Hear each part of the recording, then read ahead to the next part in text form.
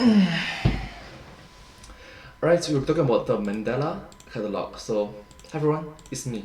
And today, let's watch this video together. Let's start. You've returned to Mandela County. Foolish. Nobody will find you. Nobody knows you are here. Nobody knows. Do you understand? Do you understand? Do you understand? What am I supposed to understand? Hello Internet, welcome to Film Theory. Hello Internet, welcome to Film Theory. Hello, but the intro for this video a bit dark.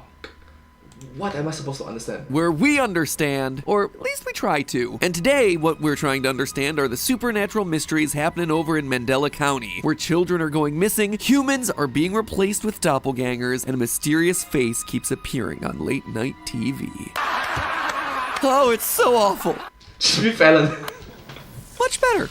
Now, if you haven't seen our previous theory on the okay. Mandela Catalogue, an analog horror series here on YouTube, then I highly recommend that you start over there because this series is dense. Link is down in the description, or provided YouTube isn't stroking out, it should be over in that recommended feed next to the video. The overall gist is that the fictional Mandela County has been the epicenter of a rash of horrific and seemingly paranormal crimes over the past few decades.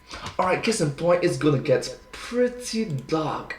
I'm sorry for this. Please forgive me if you're watching this video. I'm really sorry. I'm sorry. First and foremost, over 3,400 What? children have gone missing. Seemingly unrelated to that, a strange species of creature known as alternates have invaded with the ability to mimic humans. A bit coincidence, right? It's quite sus. These things come in 3 different flavors. Type 1 alternates look like normal people and seem to have the ability to blend into regular society. Type 2 alternates have unrealistic proportions like long arms and stretched out faces, making them a lot more obvious to see, but also a lot more frightening. And Type 3 alternates are described as having biologically impossible characteristics, depicted by an upside-down figure. To my knowledge, we haven't seen any of these yet. At most, they've been censored, but honestly, I don't think I want to know what they actually look like. Regardless of the type, we've seen that alternates can be incredibly dangerous. They phase into reality, tell you something, and that little chat tends to infect the victim with MAD, short for Metaphysical Awareness Disorder. Metaphysical awareness disorder. So, okay. It's gonna get pretty dark. I'm sorry. At which point you have like a 97% chance of self-destruction. It's not like they suddenly turn you into an electrode. I mean death by your own hand, if you catch my The Pokemon reference electrodes. Explosion! brand-friendly drift. And if all of that wasn't enough, there's also a creepy face called the Intruder, who enters houses late at night through any TV screens people might have hanging around. So really, Mandela County, just worst place to live. And that's largely where we left off last time. But at the top of this year, the Mandela Catalogue Volume 2 dropped. A 20-minute upload that gives us a ton of world building, and a whole lot more to speculate about. Finding places for some puzzle pieces, while putting more on the table. This time we're taking all the way back to the ancient and spooky year of 2009. Oh, I'm starting to have flashbacks to that time that I watched G.I. Joe Rise of the Cobra and— Let you finish. But X-Men Origins Wolverine was the worst movie of 2009. And oh yeah, Kanye was shamelessly interrupting people. A terrifying year indeed. Alright, case in point, you must remember that right now it's in the year 2022. 2009 was 13 years ago, right? 13 years ago, so... Volume 2 follows Adam Murray and Jonah Marshall, 2 members of the BYTHORNE Paranormal Society. It's worth noting that BYTHORNE was actually called out as one of the counties affected by child disappearances mentioned back in Season 1, and that being associated with the society is why these 2 are apparently wanted criminals. The 2 are contacted by a woman hoping the duo can investigate her house for spiritual evidence of a dead cat, which supposedly keeps her up with its haunting meowing at night. She specifically mentions that she doesn't think it's an alternate. Really? A freaking cat alternate? I don't think it's an alternate. They accept the job, and on their way over, we get some interesting world building. The fact that here in 2009, the existence of alternates is well known, but also hotly debated. Half of me thinks that there aren't even alternates. It's also clear that at this point in history, everyone knows about the existence of the Intruder and have taken steps to try and prevent his invasion, with stuff like TV screens removed from all households. They didn't have to outlaw these things, did they? Like, I doubt that guy's face could appear on something like this and, you know, kill you. When they arrive at the house, unsurprisingly, some weird things start to happen. Curtains get moved, cameras go down, radios start malfunctioning. Oh my god, behind you! Dude, seriously, stop. Behind you! Behind you! Adam is approached by an alternate and gets this truth bomb dropped on him. Yo, Type 2 alternate be spitting some mad facts here. I don't understand what it was. I'm sorry. Okay, in all seriousness, you didn't miss anything. That was all gibberish. But it doesn't mean that that interaction wasn't important. What we just witnessed is them trying to infect Adam with MAD. I'm guessing that what was whispered here was some metaphysical truth about humanity's place in the universe, something that tends to make people lose their minds and end their lives. However, Adam is okay. He's still alive. Why? Well, as we learn about MAD in an earlier upload, people only lose it when they don't want to know the information. MAD is a result of exposure to verbal information that is not desired to be known. The subtitles even seem to allude to this in the immediate aftermath of Adam's encounter, saying, quote, "It's not difficult to avoid. The patient must try to actively seek it out." This is also probably why Adam's been immune to the encounters he's had with alternates up to this point in his life. He wants the information. He's not scared by it. These things have taken so much away from us, yet you still run to them every chance you get. You're not invincible, okay? I know you thought that when we started doing these death marches, and nothing happened, and I get it, but this right here is real. Eventually, Adam makes his way down to the basement. On the wall are the words, "Nothing is worth the risk." This message is the same one that we saw given to emergency responders when they were told not to reveal their fears over the phone back in season 1. Nothing is worth the risk, nothing is worth the risk, nothing is worth the risk. Again, we get this repeated theme of fear being the thing that puts you at risk. But Adam, by showing that he's not afraid, seems to be able to survive these encounters. He also finds a 4x3 television set. Notable because in our timeline, those things were long out of style in 2009. This indicates that the TV has been kept here for a long time since the anti-intruder screen purge. You must remember that in this fictional world, it occurs in the year 2009. Remember, in this universe, TVs are no longer a thing that are supposed to exist. On the TV is an image of a cat. The cat's meowing is replaced briefly by a music box-style recording of Somewhere Over the Rainbow before the now familiar image of the intruder appears, front and center. When Adam asks the intruder what he is, the screen flashes to a series of images from season 1, including the Department of Temporal Phenomena splash screen, as well as images of Mark Heathcliff, a victim of the alternates back in 1992. When an otherworldly voice asks, "What have you done?" Adam responds, I did the right thing. Nobody is coming to help you. Again, he's confident and unafraid of his actions. You'll notice that Adam's answer is immediately followed by a female voice. One that, if I were to guess, is Adam's lost female friend, sister, whatever it was he was looking for as hinted at earlier in the video. I wish we never looked for your because she is dead and gone, and we were never gonna get her back. Meanwhile, Adam's friend Jonah drives away in terror, all while his GPS chides him in the voice used by the false angel from the season 1 upload Overthrown.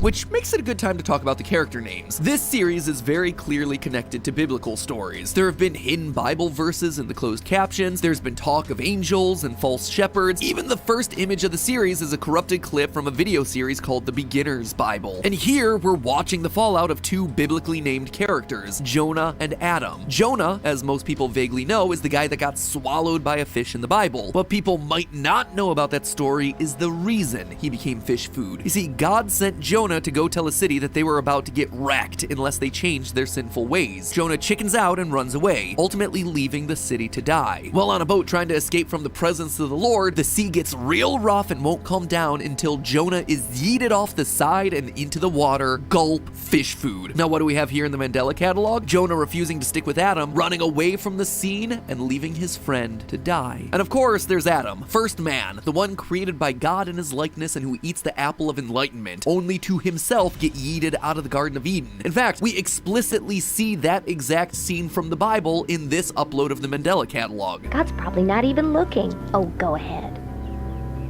Suddenly, I feel kind of scared. Even though Adam ends this upload talking to the intruder, something tells me that we haven't seen the last of him. While we couldn't understand what gibberish the alternate was saying to him earlier, we do have this other conversation which begins to reveal a lot about the world.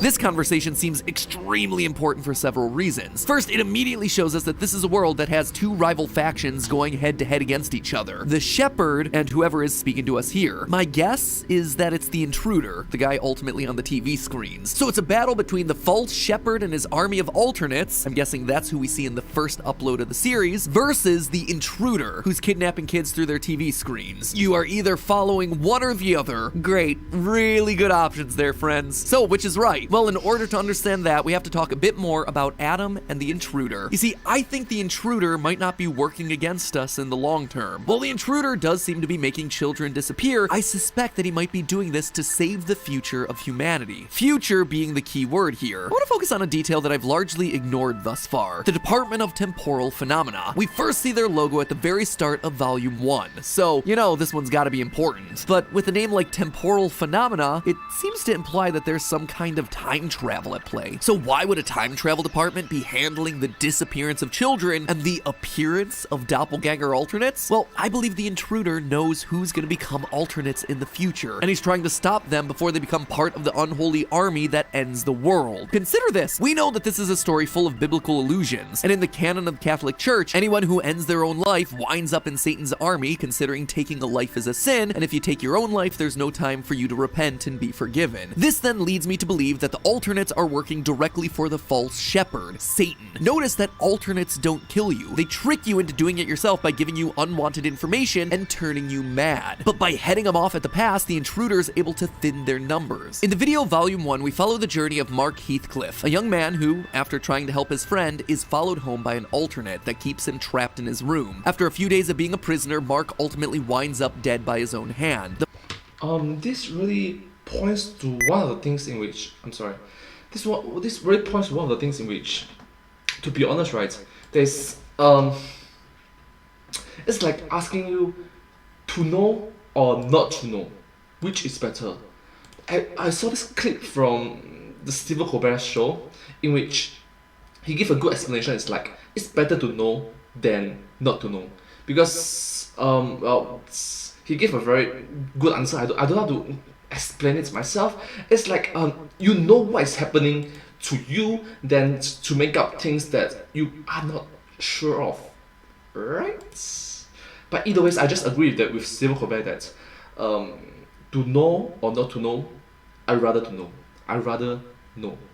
The false shepherd wins. However, the video also rewinds back to earlier in Mark's life, where we learn that he's been visited by the Intruder since his childhood. The Intruder also flashes images of Mark and his sister in front of the church when Adam asks who he is, which indicates that the Intruder knew Mark and his sister when they were kids. Let's look back to what's said about Adam in this video.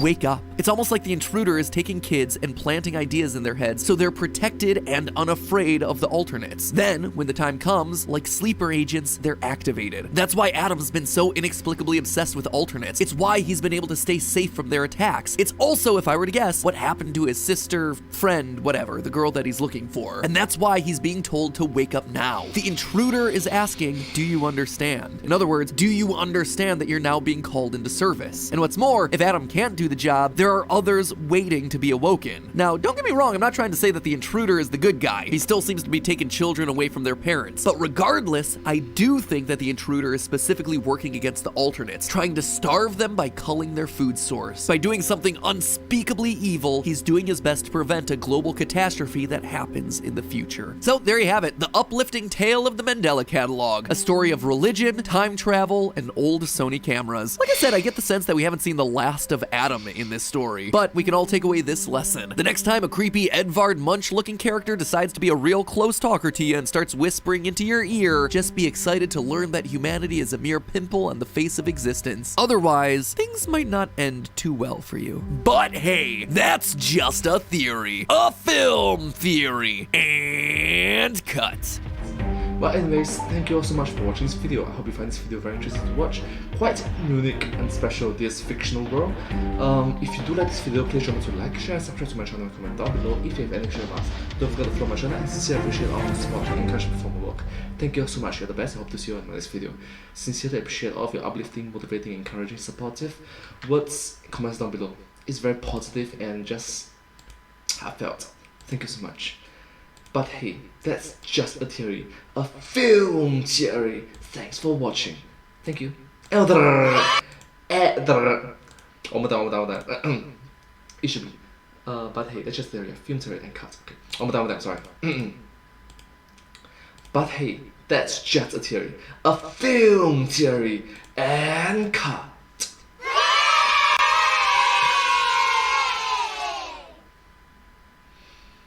And I hope to see you all in my next video. Thank you so much. Bye bye. Subscribe. Thank you.